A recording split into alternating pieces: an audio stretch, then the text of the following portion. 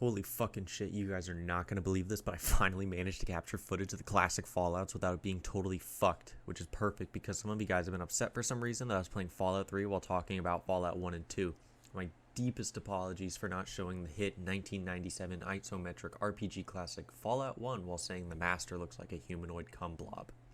Also, sorry again for not uploading in like 2 months, but I'm lazy as fuck and I've been watching the Chris Chan documentary and it's actually really good.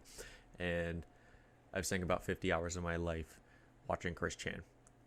Also, please don't forget to like, comment, and subscribe because any sort of interaction helps greatly with expanding the channel and I want to make content you guys enjoy. Anyways, Harold is this funny little booger tree man that debuted in Fallout 1 and he's made appearances in Fallout 2 and 3. Harold was born in 2072, meaning he was no more than some little fucking squirt when the bombs fell in 2077, and he was thugging around in Vault 29 until the year 2090 when he became a trader throughout New California, but he got tired of that lifestyle in May of 2102. He went on an adventure through New California with Richard Gray, who I talked about in the last lore video. In their travels, they tracked down the mutants found in the Northeast and fought their never-ending army.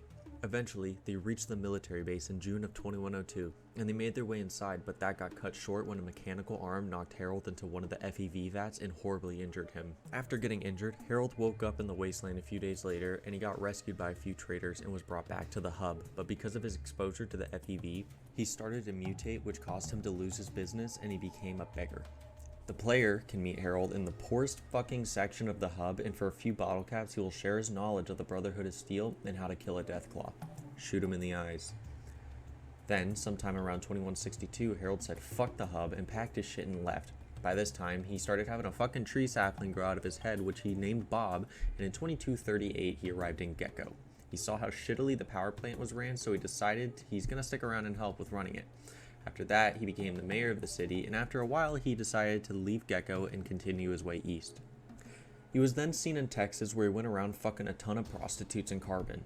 Also, he had one arm. I don't know why, but he's been fucking prostitutes and he has one arm.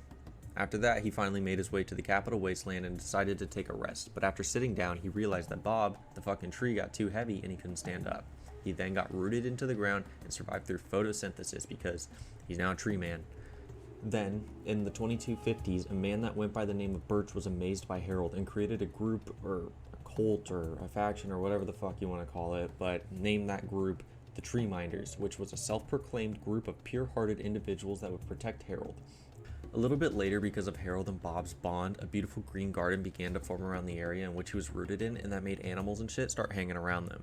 Then, since Harold was being so well taken care of, Bob's roots began to go deeper underground, which in turn caused Harold's internal organs to be pushed further underneath into the earth and into a cave system.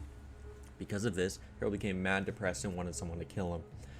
None of the Tree Minders wanted to kill Harold because they considered him a holy figure, and because of that, Harold kept on trying to get someone to kill him, and in 2277, the Lone Wanderer finally made his way to Harold. After meeting each other, Harold requested the player to kill him so he would no longer be in agony. Then you can choose to either kill Harold and end his story or convince him to stay alive and continue being a holy figure for the Tree Minders. And that's pretty much where Harold's story ends because we haven't been told anything else about him since Fallout 3. That's going to be all for this lore video, and I hope you guys enjoyed it. And I'm sorry again for not uploading for a long period of time, and I'll try to post again more frequently, but I always say that. Also, I'm working on another small project that I hope will be out soon for you guys. Again, don't forget to like, comment, and subscribe, and see you in the next upload.